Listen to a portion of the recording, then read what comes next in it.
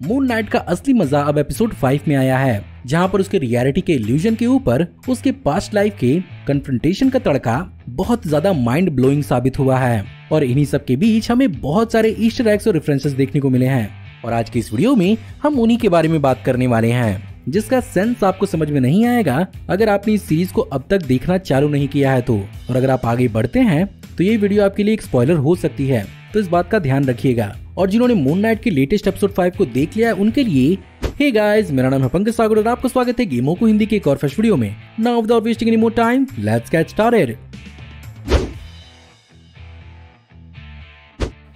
Episode की सबसे पहली शुरुआत होती है इस सबसे बड़े कंफ्यूजन से कि मार्क एक्चुअली जिंदा है या नहीं, जहां पर ऑफ कोर्स उसे फिर से उसी मेंटल असाइलम में दिखाया जाता है जहां पर वो एपिसोड 4 में दिखा था, जहां पर हैरो उसे बताता है कि वो प्यूटनैम मेडिकल फैसिलिटी में मौजूद है, जो कॉमिक्स की तरह ही शिकागो इलिनॉइस में है, यानी मार्क स्पेक्टर के अपने होम टाउन में। लेकिन जब उसे दोबारा इंजेक्शन लगता है तब उसकी मुलाकात टावरेट से एक बार फिर से होती है। अब वैसे तो टावरेट को एक्चुअली इजिप्शियन माइथोलॉजी के अंदर फर्टिलिटी, चिल्ड्रंस और चाइल्ड बर्थ की देवी माना जाता है। वो यहाँ पर एक्चुअली अनुबस का काम कर रही हैं, जो बेसिकली लोगों को अंडरवर्ल्ड के नाव पर ले जाता है और उन्हें जज करता है। लेकिन जैसा कि हमने पिछले एपिसोड में कई सारे देवताओं को स्टोन बने हुए देखा, अनुबस भी शायद उसी में इन्वॉल्व होगा। यहीं पर आगे इस बात का भी पता चलता है कि ये रियाल्म एक्चुअली विक्टिम को उसी तरह से दिखता है जो बेसिकली उसके लिए फेमिलियर हो। तो यहाँ पर बेसिकली ये चीज हिंट भी हो सकता है कि मार्क अपनी जिंदगी का ज्यादातर हिस्सा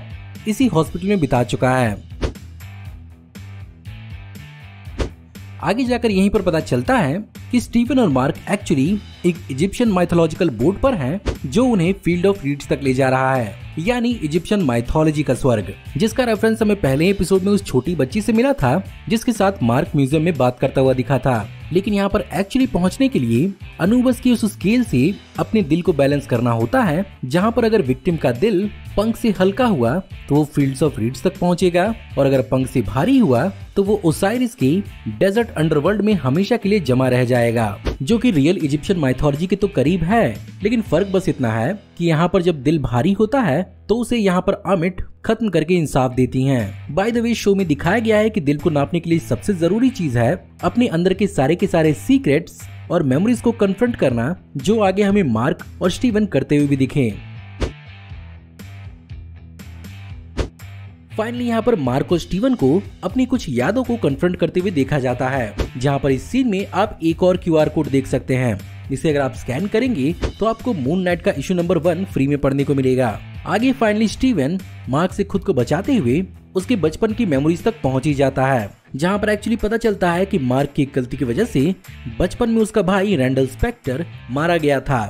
अब कॉमिक बुक के अंदर मार्क का भाई रैंडल स्पेक्टर भी एक्चुअली एग्जिस्ट करता है, जो एक्चुअली बड़ा होकर CIA में भर्ती भी होता है। लेकिन आगे जाकर कॉमिक बुक की हिस्ट्री में इन दोनों का भाईचारा दुश्मनी में भी बदलता है, जहाँ पर रैंडल एक्चुअली हैचेट मैन के भी रूप में दिखा है। साथ ही साथ वो आगे जाकर मार्क स्पेक्टर के विलन शैडो नाइट के भी रूप में दिखा है। और एक्चुअली हमारा माइंड ब्लो हो जाएगा अगर उसे अगले सीजन में इंट्रोड्यूस कर दिया जाए तो। बाय द वे, आगे पता चलता है कि मार्क की मॉम एक्चुअली उसे अपने छोटे भाई की मौत का जिम्मेदार मानती हैं और उसकी तरफ एक अब्यूजिव बिहेवियर रखती हैं, जो मार्क को उनसे दूर कर देता है। और मार्क इस सदमे से उभरने के लिए टूम बस्टर नाम की मूवी के स्टीवन ग्रैंट से इंस्पायर होकर स्टीवन ग्रैंट को क्रिएट करता है।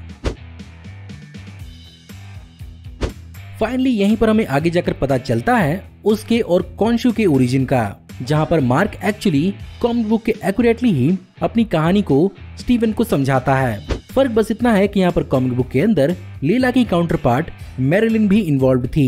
यहीं पर हमें उसके पिता अब्दुल्ला एल फोली भी दिखते हैं, जिन्होंने लीला का दिया हुआ वो रेड स्कार्फ भी पहना था।